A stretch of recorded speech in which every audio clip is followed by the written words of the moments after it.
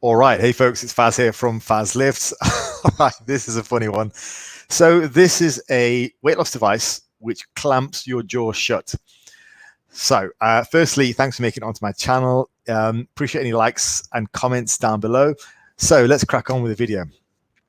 So I'm trying to show you a picture of this, like a visualization. So check this out. This is what it looks like. So this device, see that metal bit there? This is used to clamp people's jaws shut, and there's only something like a 2 millimeter gap between the teeth, right? And the idea is that with this, they just can't eat a great deal. So you can only eat a low calorie diet through a straw, right? Now, my first impressions of this, first thoughts immediately that come to mind are, one, you're not going to be able to talk either. So that's the first thing I think of, just practically speaking. Like, I couldn't do this, not with what I do. So yeah, you can't talk. It must be a little bit embarrassing because this is not exactly like it's a popular device. So if you were one of the people who were in this trial, then it would be maybe a little bit embarrassing. So what happened was there were 7 women in this trial. They were healthy, obese, and they wore this device for 2 weeks, and they lost on average about 6 kilos of body fat, or body weight at least, and that was about 5% of their body weight. So yeah, if we sort of extrapolate that out, they weighed about 120 kilos. This is so my second thoughts are related to, you guys might have seen my fasting makes you stupid video. I'll link that up there. Now, that video is quite interesting because a lot of people, it looked like some of the comments were reacting to the title of the video rather than watching what I actually talked about.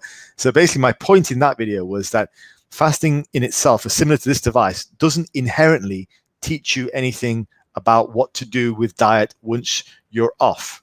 So once these clamps have been removed, well, presumably, without any education, you go back to what you were eating before.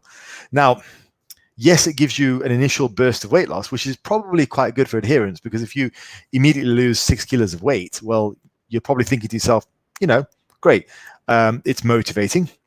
So there's that. There is also a lot of research on VLCDs, that is very low calorie diets, which is actually quite positive for long-term outcomes. So it's not all bad. It's not all bad. It's just probably quite a disturbing thing to be wearing, like that level of restriction. And also combine that with the fact that if you're not getting a robust amount of education to teach you how to eat afterwards, that can probably be problematic. I think most people would agree at this point that a diet for longevity should generally include a lot of whole foods, mostly, low processed foods.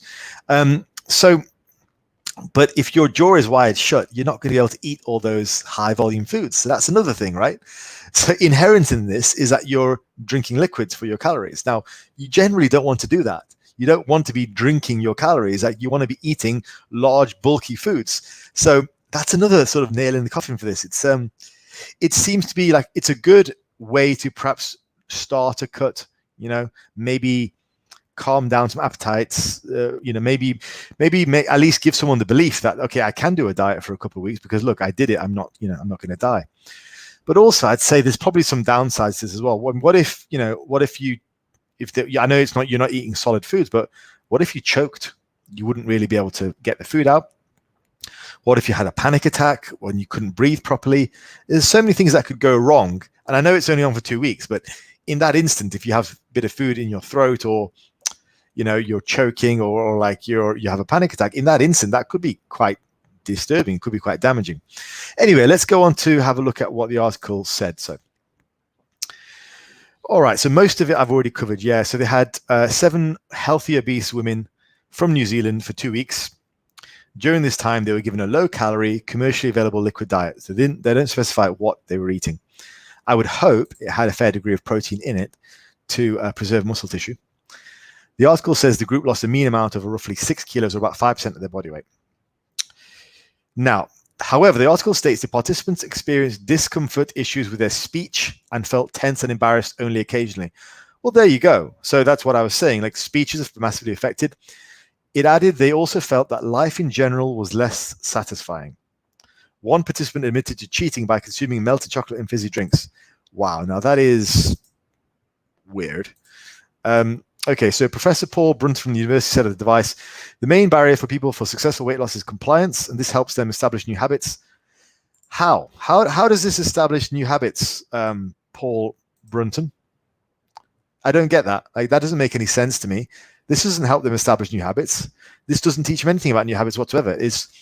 You're forcing somebody to drink through a straw for 2 weeks. That's not establishing a new habit, unless you think that a long-term success criteria is liquid calories and drinking through a straw. Like, that's the most ridiculous thing ever. Like, that's not sustainable. You don't want to be, for long-term success, you don't want to be drinking your calories. It has the least correlation to any success outcomes that we know from the research. I actually did a video about this and what it takes to sustain fat loss a couple of months ago, so do check it out. I'll put that in the description. So no, it doesn't teach new habits. I completely disagree with that, and so does the research. So that's not accurate from Professor Paul Brunton at all. The fact is there are no adverse consequences with the diet.